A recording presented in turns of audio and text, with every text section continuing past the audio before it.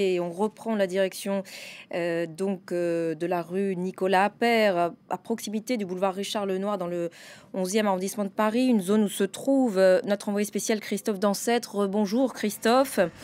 On voit sur les images qu'on prend en direct, voilà, des journalistes qui essayent d'accéder à cette zone qui est pourtant totalement bouclée. Où en est la situation sur le terrain et où en est-on de cette intervention policière?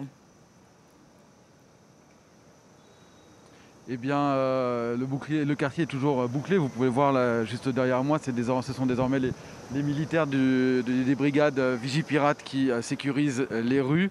C'est depuis une grande vingtaine de minutes maintenant. Pendant toute la matinée, après cette attaque, ou ce début d'après-midi plus exactement, puisque l'attaque s'est produite entre 11h30 et midi, en toute fin de matinée. Donc, eh bien, pendant tout ce début d'après-midi, eh bien, les forces de l'ordre n'ont cessé de reculer ce périmètre de sécurité. Au début, on était, vous le disiez, près de la rue Nicolas Appert où s'est produit cette attaque, cette rue où se trouvaient les anciens locaux de Charlie Hebdo et où se trouvent toujours les locaux de l'agence Première Ligne, une agence de production de télévision qui a été visée, puisque ce sont des journalistes parmi les blessés. Les blessés, il y a 2 journalistes de cette agence. Le quartier effectivement est bouclé. On a senti une grande tension à un certain moment des forces de l'ordre, puisque il y avait cette information comme d'un possible colis suspect.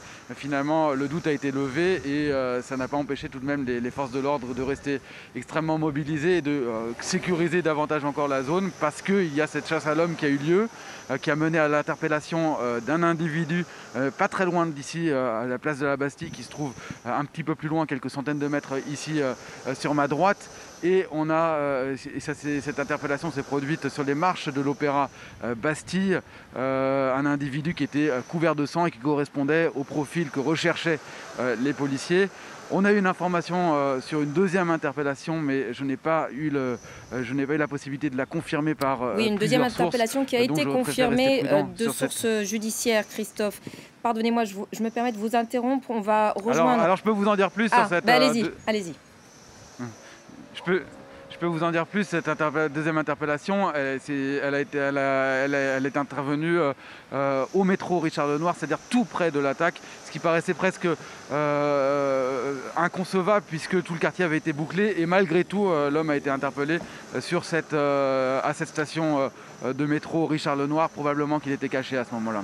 Merci beaucoup, Christophe, pour ces toutes dernières précisions et